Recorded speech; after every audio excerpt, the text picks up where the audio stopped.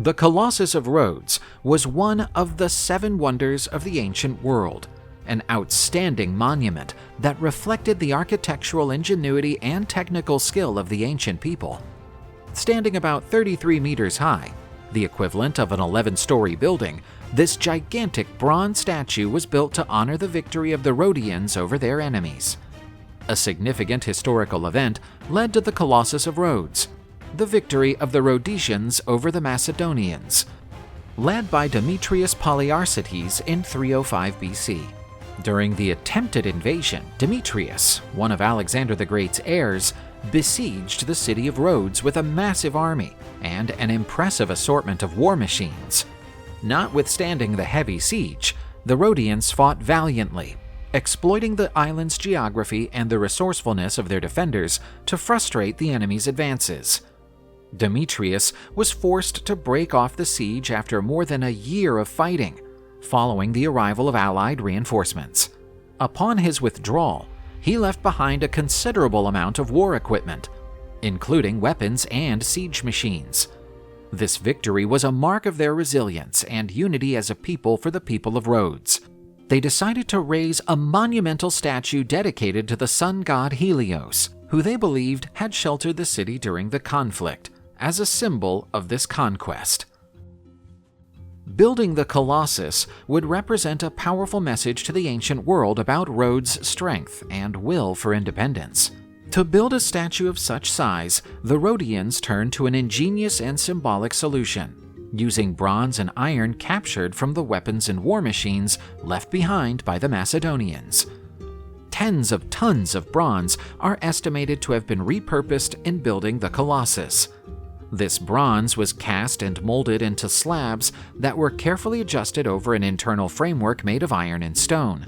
The recycling process of the metal required a considerable level of technical skill, and the initiative highlighted the expertise of Rhodes' craftsmen in metallurgy and engineering. Moreover, making use of these converted resources considerably lowered the project's overall expenses, making the monument feasible even in a period of post-war recovery. Reusing the bronze also enhanced the Colossus's political message. The weapons that once menaced Rhodes' freedom were now part of a lasting symbol of its victory and independence. The Colossus was planned and built by Chares of Lindos, a renowned sculptor from the island of Rhodes and a pupil of Lysippus, the famous sculptor at the court of Alexander the Great. Chares contributed his artistic skill and the technical experience acquired from his master to the project.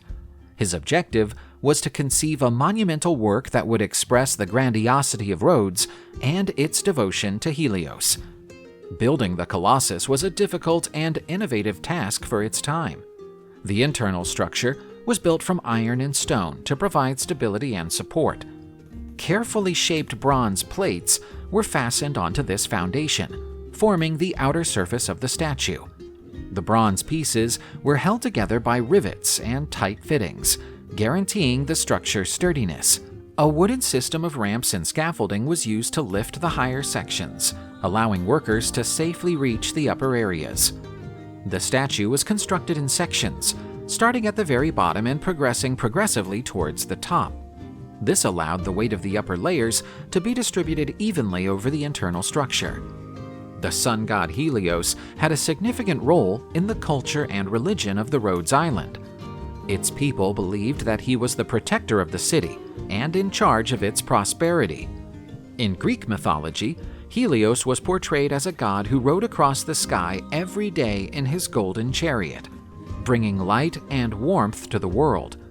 This depiction of Helios as a vital and indispensable force made him a deeply revered deity in Rhodes. Their devotion to Helios was manifested in local religious practices, including festivals and sacrifices in his honor. The most celebrated of these events was the Helios, an annual celebration combining religious rituals and athletic contests, highlighting the connection between physical strength and vitality that the god symbolized. The precise location of the Colossus of Rhodes is still a matter of debate among historians and archaeologists. While many popular representations situate the statue at the harbor entrance, with its legs spread over the ships, This idea is deemed technically impossible for the time.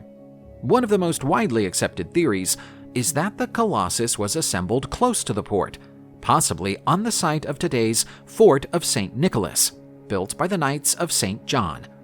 This would have allowed the statue to be seen as a landmark for sailors arriving on the island. A different theory suggests that the Colossus was built on dry land, on a hill known as Aios Stephanos, home to the ancient city's Acropolis. This elevated site would have provided a wide view of the monument for both the island's inhabitants and visitors. Some scholars have pointed to the proximity of temples dedicated to Helios, strengthening the symbolic connection between the statue and the sun god.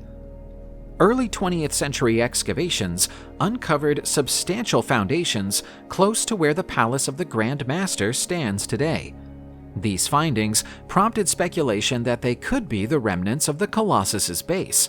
Subsequent modifications to the site, however, have made it difficult to carry out more thorough analyses.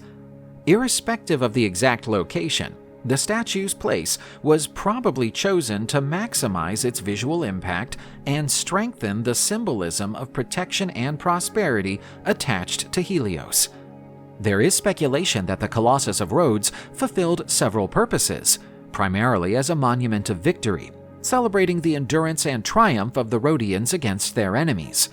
As a sea guide, the statue was essential for navigators, pointing out the proximity of the island and serving as an essential visual landmark for those approaching by sea.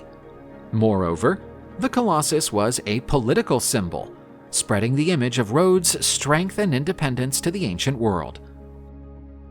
The Colossus's economic impact was substantial.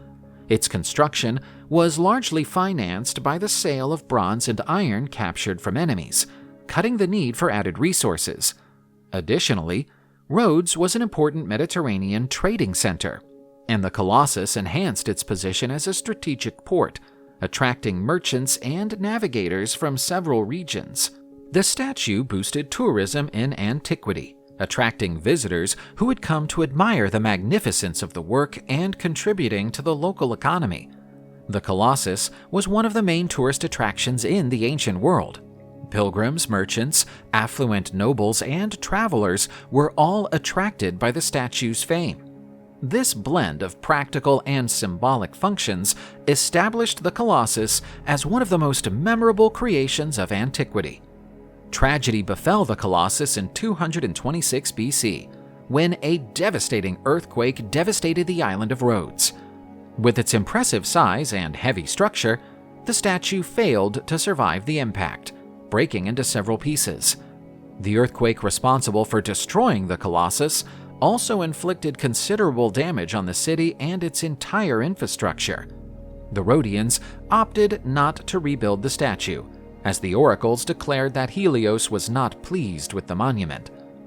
Following the collapse, the Colossus's remains stood on the site for centuries, becoming an attraction. Visitors from the ancient world would travel to Rhodes to see the scattered parts of the gigantic statue of the fallen Colossus. Ancient writers reported that, even in pieces, the enormous size of the ruins impressed travelers. In the wake of the disaster, Rhodes benefited from international aid to rebuild itself. Under Ptolemy III, Ptolemaic Egypt provided financial and material assistance to the city, strengthening ties between the two states. This support was crucial for Rhodes to recover from the earthquake and rebuild its infrastructure. Tradition has it that the ruins of the Colossus survived until 654 AD, when the Arabs invaded the island. The Colossus of Rhodes is still influential in the popular imagination, with its sheer size inspiring modern monuments such as the Statue of Liberty in New York. The French architect Frédéric Auguste Bartholdi, who designed it, admitted that he was inspired by the notion of a colossal monument that would serve as a welcoming symbol of freedom. Much like the Colossus was a landmark for sailors arriving in Rhodes, the Statue of Liberty served a similar role for immigrants arriving in the United States. Furthermore, the term Colossus became widely understood to describe something of extraordinary proportions or significant importance. In Western culture, the Colossus of Rhodes came to be synonymous with greatness, power, and impact.